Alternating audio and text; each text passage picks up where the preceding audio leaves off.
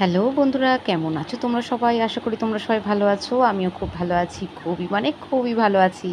আজকে দেখো কি বানাবো, দেখে তো তোমরা বুঝতেই পারছো, মশলাপাতি সব কিছু।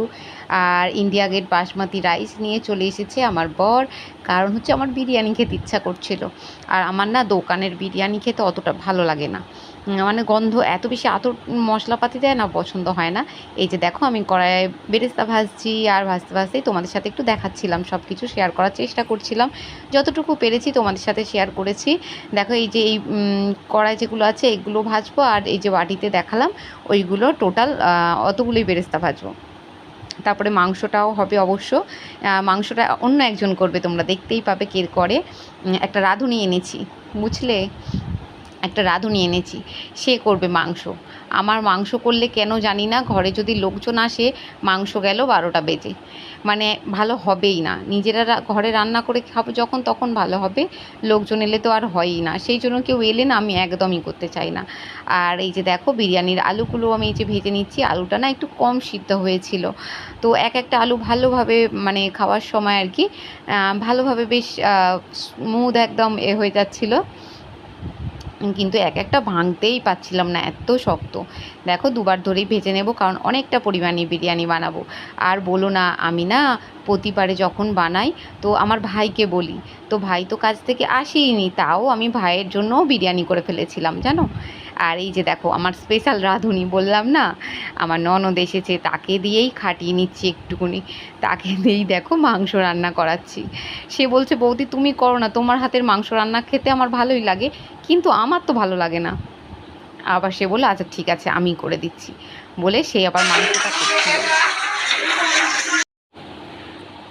এই যে দেখো মাংসর গ্রেভিটা দেখো, দেখেই জিভে জল চলে আসবে।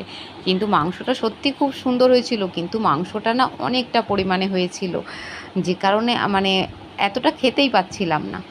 আর এই যে দেখো আমি উনুনের কাছে যাব, শাশুড়ি মা হচ্ছে ভাতের এতে জাল দিচ্ছে। তো জলটা ফুটেই গেছে, আমি দেখো চলে এসেছি। গোটা গরম মশলা, তেজপাতা, নুন আর একটু গোলাপ জল, কেওড়া জল দিয়ে দিলাম, আর তার সাথে একটু লেবুর রসও দিয়ে দেব। একটু পরে চালটা তুলে দেওয়ার পরে লেবুর রসটা দেবো, আর একটু দেখো সাদা তেল দিয়ে দিচ্ছি যাতে জড়িয়ে না যায়। বিরিয়ানিটা কিন্তু ভালোই হয়েছিল, ভালোই মানে কি বলি আর, এর থেকেও বেটার কিছু যদি খাওয়া হয় না, তখন আর সেটা ভালো লাগে না, এরম ব্যাপার। তো আমার বরকে জিজ্ঞাসা করলাম কেমন হয়েছে, আমার বর কি বলছে জানো, তোমার দিদির মতো কিন্তু হয়নি। আমি বললাম খাওয়া যাচ্ছে তো ব্যাস, আমার দিদির কথা কেন বলছো? আমি কি বলেছি দিদির মতো করেছি? কেমন দেখো দিদির মতো হয়েছে কি না।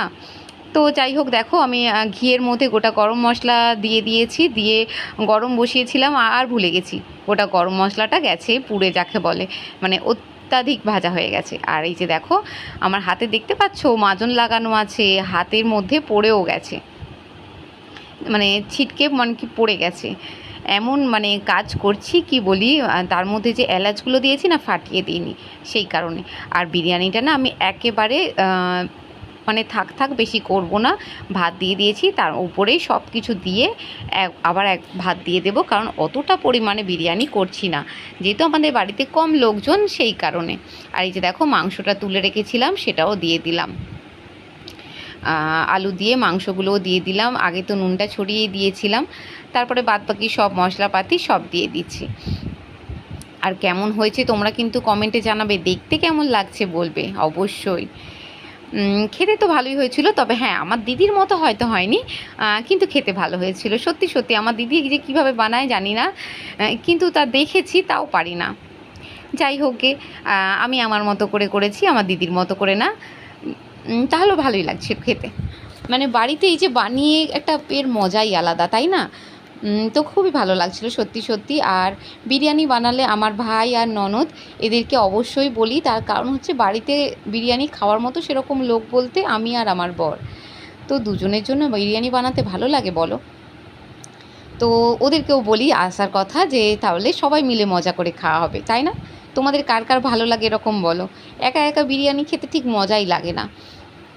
আর এই যে দেখো আমি ভাতগুলো একটু ভেঙে দিচ্ছি, কারণ ভাতটা অনেকক্ষণ হয়ে গেছে, একটু যেন মনে হচ্ছে জড়িয়ে গেছে, সেই কারণে এই ভাতগুলো একটু হালকা করে হাতে ভেঙে ভেঙে দিচ্ছি, যাতে সুন্দর স্মুথ একদম ঝরঝরে ভাতটা হয়। আর সত্যি সত্যি খুবই ঝরঝরেও হয়েছিল বিরিয়ানিটা। তবে হ্যাঁ, ধনে পাতাটা বেশ একটু হলে মনে হচ্ছে ভালো হতো, কিন্তু ধনে পাতা আর পাইনি গো। তো যাই হোক, যেমনই হয়েছিল। আর একটু রায়তার ইচ্ছা ছিল, কিন্তু আমার বর দই আনতে ভুলে গেছে, টক দই। তো আমার খুবই ইচ্ছা ছিল একটু রায়তা বানাবো, কিন্তু রায়তা তো আর বানাতে পারলাম না।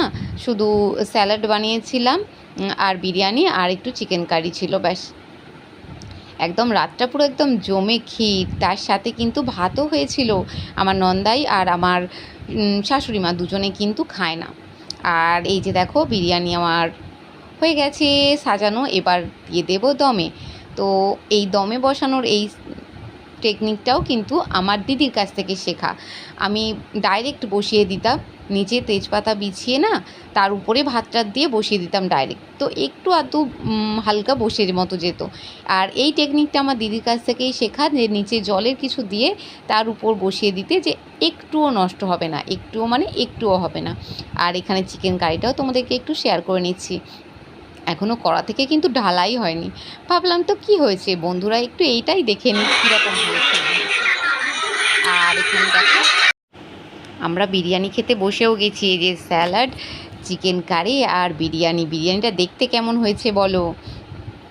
আর রাত্রিবেলা না আর ইচ্ছাও যাচ্ছিল না, এত খাটাখাটনির পর আর বাসন মাজি, তাই সবাই মিলে পাতাতেই খেয়ে নিলাম। কেমন হয়েছে কমেন্টে জানাতে ভুলবে না কিন্তু।